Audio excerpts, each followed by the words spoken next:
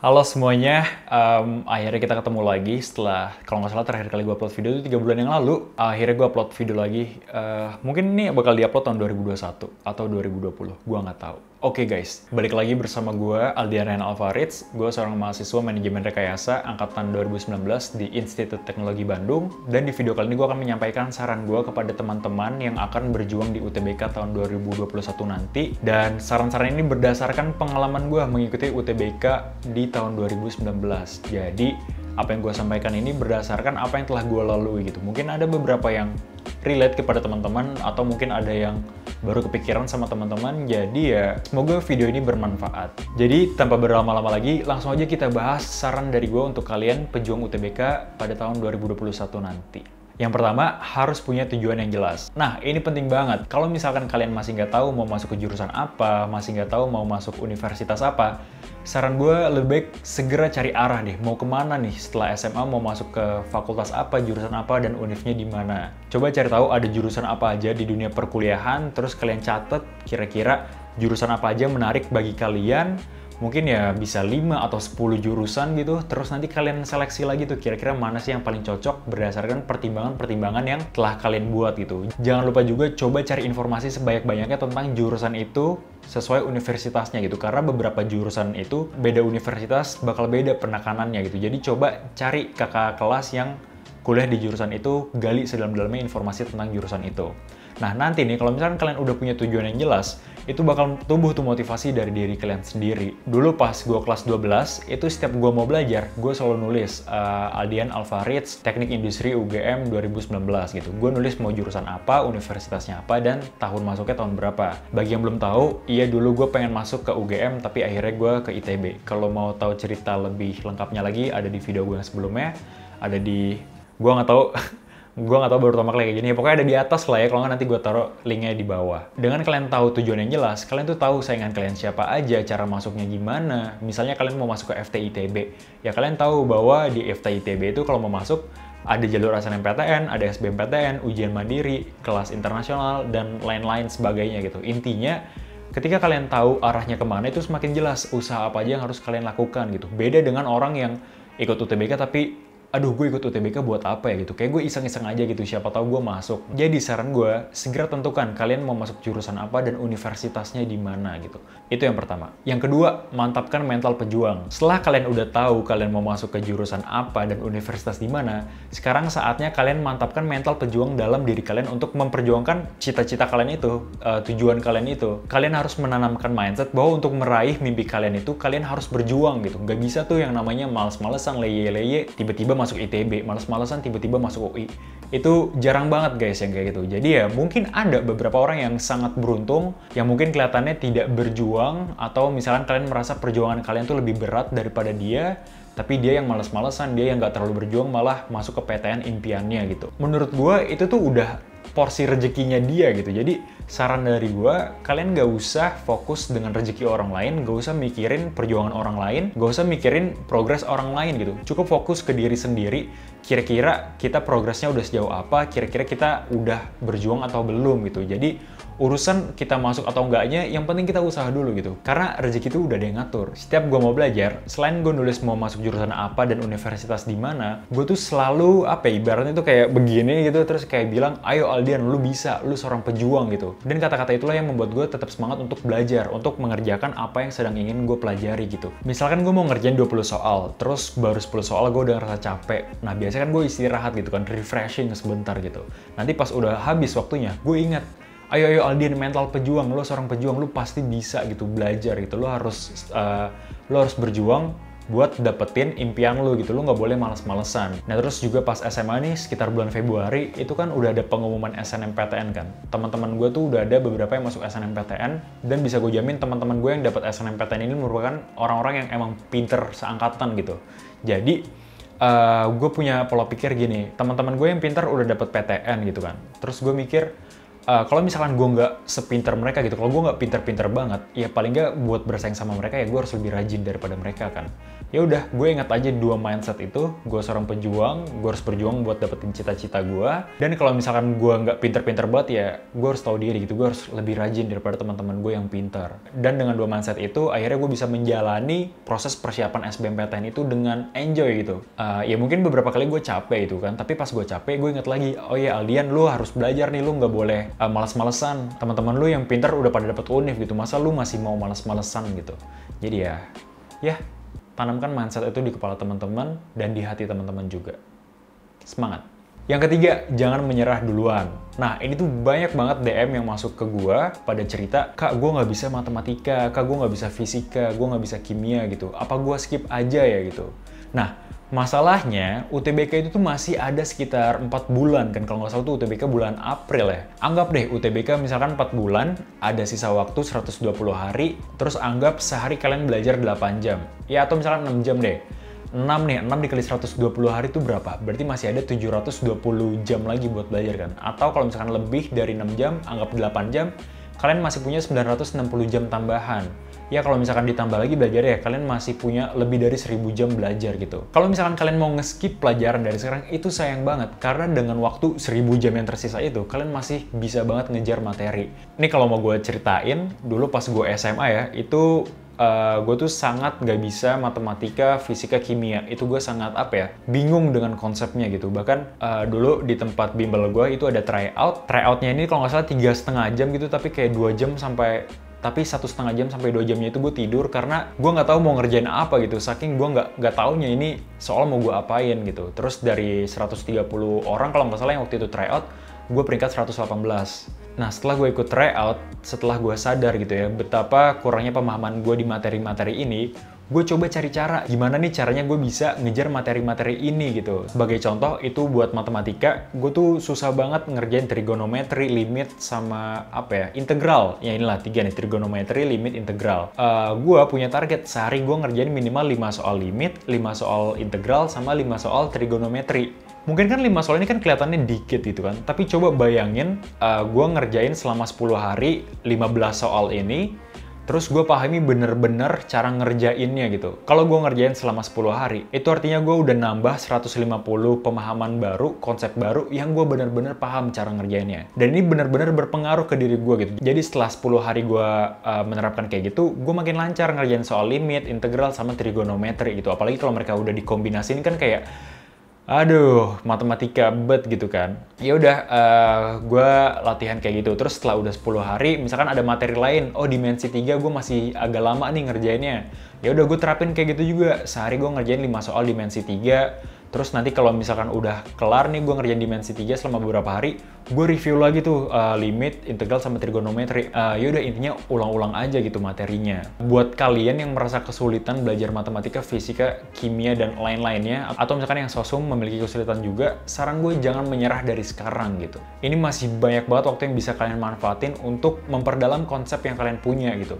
Kadang gue ngerasa gini, misalkan pas gue proses belajar ya, itu ibaratnya kalau grafik itu nanti kayak awal tuh bakal curam banget gitu, terus nanti ada satu titik di mana setelah titik ini tuh bakal jadi landai gitu. Jadi pas curam ini nih, itu kayak belajar tuh susah banget, nggak ngerti-ngerti. Aduh nih integral mau diapain, aduh nih eksponen sifatnya ada apa aja gitu, logaritma ini gue ngidenya kayak gimana gitu. Tapi nanti ada satu titik setelah belajar berkali-kali, setelah gue ngerjain soal berapa puluh gitu, nanti ada titik di mana gue ngerasa kedepannya tuh bakal lebih mudah karena konsep-konsep yang sebelumnya tuh udah tertanam di kepala gue gitu. Dan mungkin ini juga kalian rasakan gitu, kalian bakal belajar mati-matian susah banget sampai ada satu titik dimana kedepannya tuh kayak soal jadi gampang gitu. Bayangin kalian tuh udah diproses menuju titik ini, tapi kalian menyerah duluan, ya udah nggak jadi gampang tuh soal-soal kayak gitu. Dari gue SMA sampai gue kuliah kerasa banget kayak gitu. Pertama kali nerima materi tuh rasanya susah banget, tapi setelah familiar dengan soal-soalnya, setelah familiar dengan bahasa di soalnya itu jadi makin mudah. Mungkin ada yang bilang kayak, Kak, tapi kata teman-teman gue kalau misalkan nggak paham materi mending di skip aja. Iya gue setuju, nggak apa-apa materi yang ngebingungin banget di skip, tapi jangan dari sekarang gitu. Itu boleh di skip kalau misalkan hamin seminggu kalian masih nggak ngerti limit, hamin seminggu kalian masih nggak ngerti integral, skip aja nggak apa-apa gitu. Dengan catatan kalian usahakan semua soal selain integral, limit, dan yang susah-susah itu bisa terjawab dengan baik dan benar. Jadi intinya jangan nyerah dari sekarang. Nyerahnya jangan nyerah dah pokoknya. Kalau misalkan mau nge-skip, ya udah nge-skipnya hamin seminggu aja gitu, jangan dari sekarang. Sayang gitu. Yang keempat, temukan cara belajar yang pas. Mungkin ini merupakan salah satu tips yang cukup klise ya kan, karena kayaknya banyak banget orang yang nyaranin buat temuin cara belajar yang pas. Tapi gue sangat setuju, karena dengan cara belajar yang pas, materi yang kita serap tuh bisa lebih banyak lagi dan lebih efektif gitu proses belajar kita. Pas kelas 10 dan kelas 11, itu kayak masa SMA gue isi hanya dengan main-main gitu dong. Jadi sampai pas kelas 12, banyak banget materi yang harus gue kejar dari nol. Nah, terus pas kelas 12 inilah baru gue mulai nyari tahu sebenarnya tuh metode belajar yang paling pas sama diri gue itu gimana sih gitu.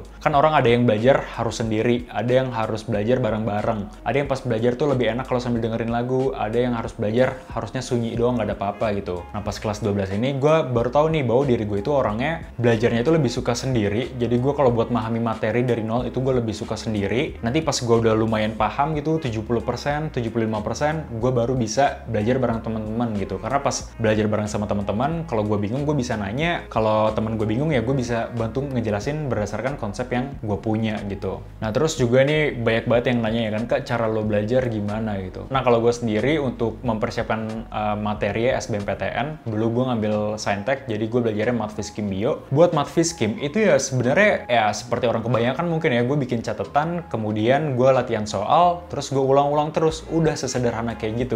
Nah, buat detailnya sih, dulu pas buat belajar Math Fiskim itu gue pakai buku namanya Big Bang. Big Bang itu tuh ada Big Bang matematika, fisika, kimia, dan biologi. Tapi gue cuma pakai buat Math Fiskimnya. Big Bang itu isinya soal-soal UN, jadi soal-soal yang masih dasar gitu. UN kan masih dasar. Jadi gue pertama buka buku Big Bang, terus gue lihat rangkumannya, gue catat rumus-rumus pentingnya. Nanti gue coba ngerjain soal gitu. Pas ngerjain soalnya ini, itu kan ada pembahasannya kan. Gue nahan-nahan buat lihat pembahasannya. Jadi misalnya gue pengen ngerjain 10 soal. Nah, ya udah gue baru boleh ngeliat pembahasan kalau gue udah ngerjain 5 soal gitu. Misalkan gue ngerjainnya nomor 1 bisa, 2 bisa, terus 3 aduh mentok nih gue nggak bisa ngerjain gitu. Gue bingung harus diapain. Ya udah gue skip aja dulu gitu. Gue ngerjain nomor 4 terus nomor 5. Nah, nanti gue balik lagi ke nomor 3. Kadang-kadang pas gue udah ngerjain nomor 4 sama 5 ini tuh kayak tercerahkan gitu, kayak oh nomor 3 tuh cara ngerjainnya begini gitu.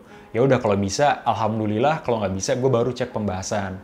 Terus gue cek nih nomor 1, 2, 3, 4, 5 gue ada salah di mana.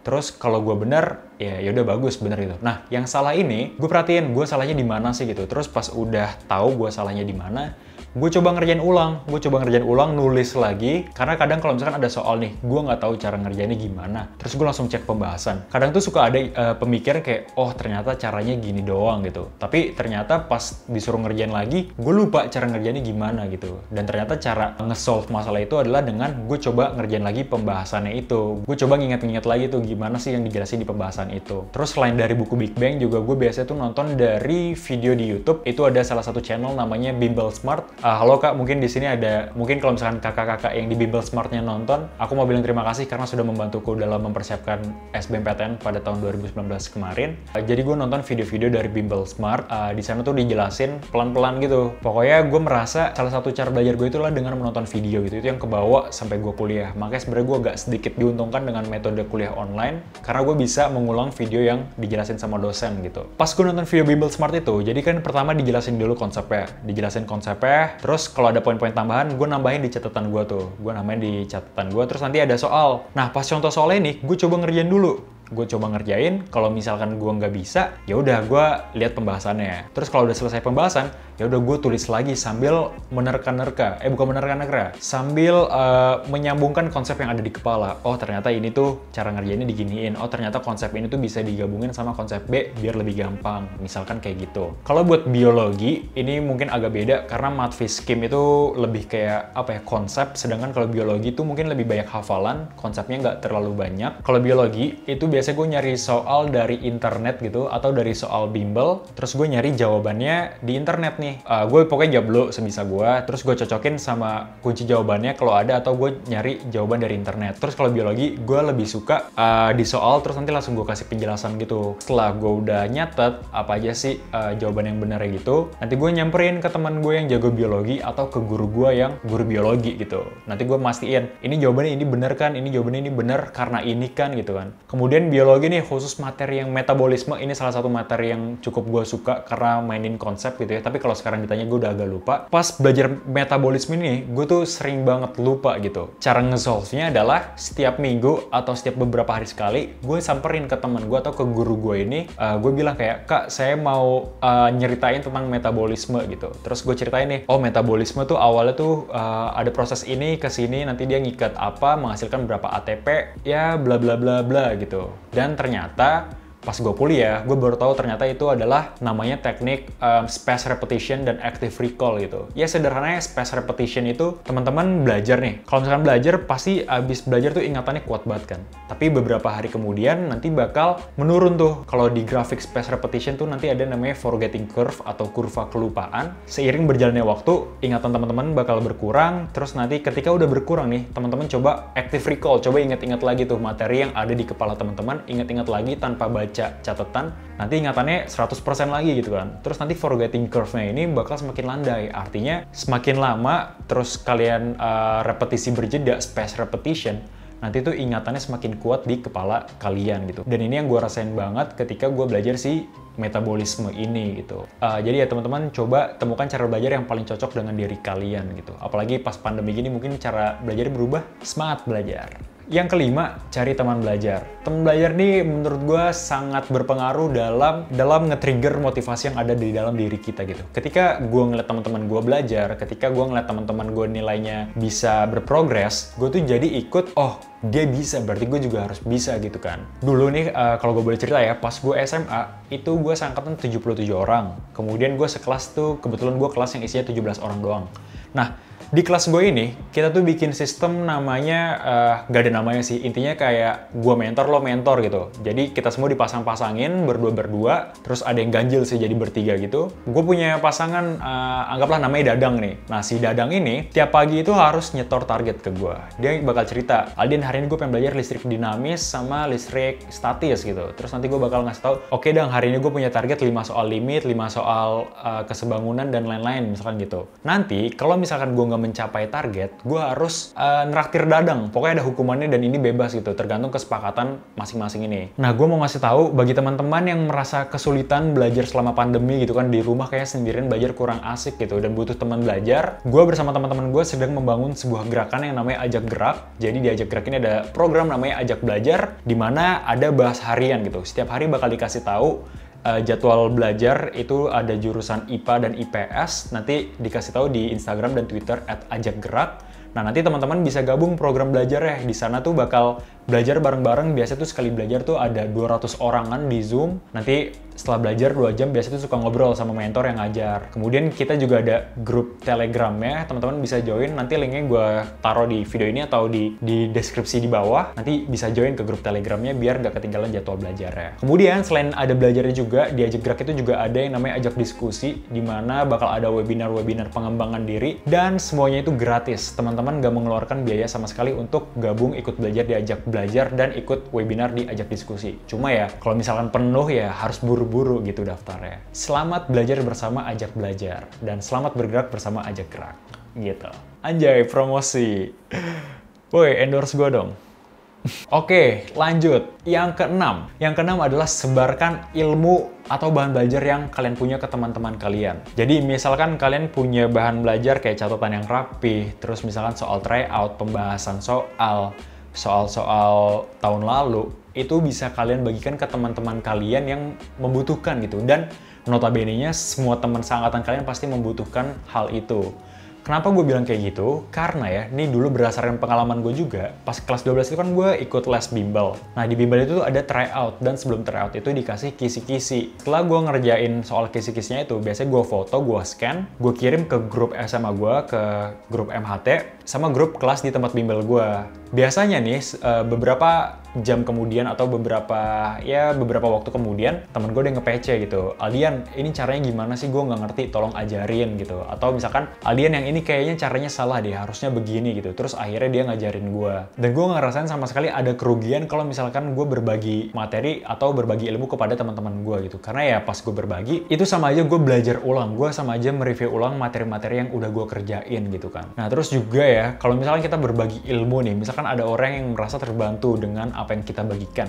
Kita nggak tahu, siapa tahu dia dalam hatinya mendoakan kayak, ya Allah semoga temanku yang namanya ini diberikan kelancaran buat masuk ke PTN impiannya. Semoga dia masuk ke UGM, semoga dia masuk ke ITB. Kita nggak tahu, dan siapa tahu itulah yang membantu kita untuk masuk ke ITB, yang membantu kita masuk ke PTN impian kita. Ya mungkin kesannya kayak kurang logis, tapi bagi gue sendiri itu cukup membangun sugesti diri gue untuk bisa semangat belajar gitu. Jadi ketika gue membagikan ilmu ke orang lain, gue merasa belajar gue nggak buat diri gue doang, gue berusaha membantu orang lain, dan itu membuat gue merasa gue udah berusaha membantu teman gue nih, semoga gue dibantu juga oleh Tuhan. Gue merasa kayak gitu, dan ya akhirnya itu menumbuhkan kepercayaan diri gue untuk masuk ke PTN yang gue impikan gitu. Yang terakhir adalah memantaskan diri. Setelah kalian udah tahu tujuan kalian UTBK itu apa, setelah kalian udah tahu cara belajar yang pas, setelah kalian udah punya mental pejuang, yang terakhir adalah teman-teman harus memantaskan diri. Maksudnya apa? Jadi memantaskan diri tuh coba teman-teman tanyain ke diri kalian sendiri. Misalkan kalian malas gitu, terus tanya, kira-kira kalau gue malas, mau nggak ya UGM menerima calon mahasiswa yang malas kayak gue?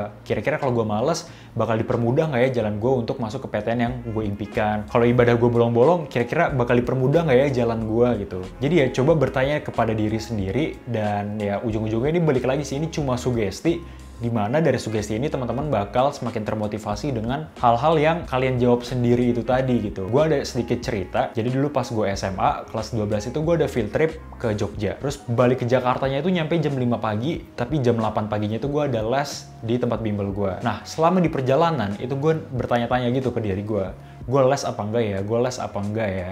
Sampai gue mikir gini, gue les aja deh gitu, siapa tahu karena gue les, jangan-jangan nanti ada malaikat yang ngeliat gue les gitu. Terus malaikat mikir, nih anak rajin nih, gue kasih jalan yang mudah deh buat SBMPTN.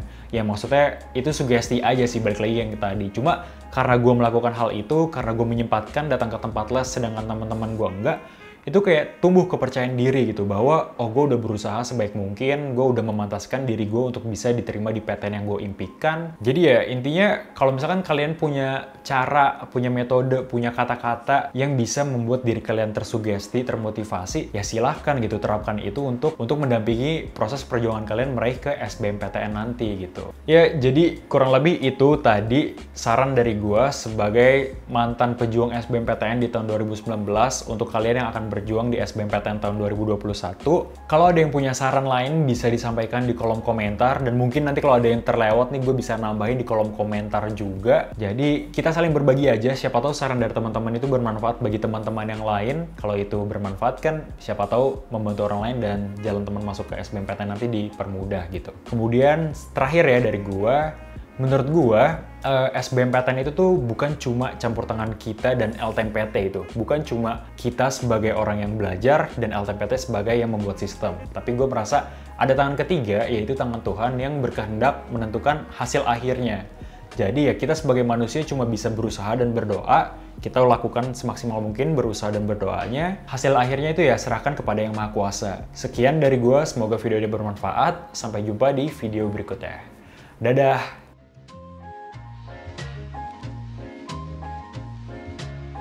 Akhirnya kelar.